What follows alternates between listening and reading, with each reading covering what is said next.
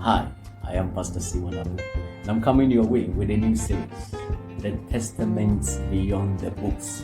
What are the Testament? The Old Testament and the New Testament? Are they just books? Are they just writings? We want to look into the books and to discover the hidden truth of the Testament. Our faith, our worship, our practice, all based on the Testament, the covenant we are running with. Join me as we journey together in this series. God bless you. There is another issue in verse 6 that I want us to look at. The verse 6. The Lord was sorry that he had made man on the earth, and he was grieved in his heart. The Lord said, I will blot out man whom I have created from the face of the land, from man to animals, to creeping things, and to birds of the sky.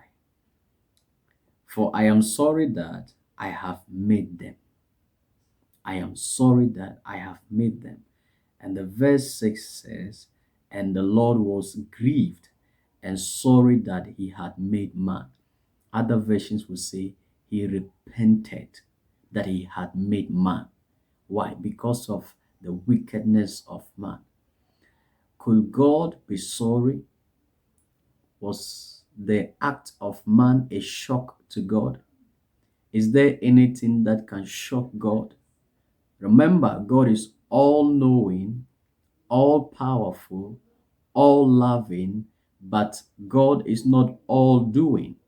So there is nothing that man can do that will shock God or that will take God by surprise. So why will God, who is all knowing, he should have known that man will sin. He should have known that man will make mistake. Man will go through the evolving period of sin where sin becomes more tragic than it was when it was first committed. God should know. So what the writer here used is what we call anthropomorphism. Anthropomorphism is using figures of speech to attribute human forms, human act, or human affection. For instance, the prophet Isaiah used most of his writing, he used figures of speech. You say, the hand of God is not short. God is not blind, but because of your sin. So using all these human attributes, attributed to God was just expressions used to communicate, but those are human attributes given to deity to express how he will feel.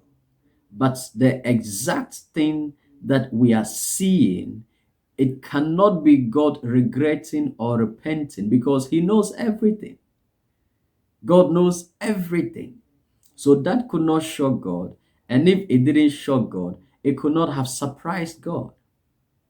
So these are expressions that were used, that God became sorry to tell you if it was human, how God will feel, how God will look at this situation.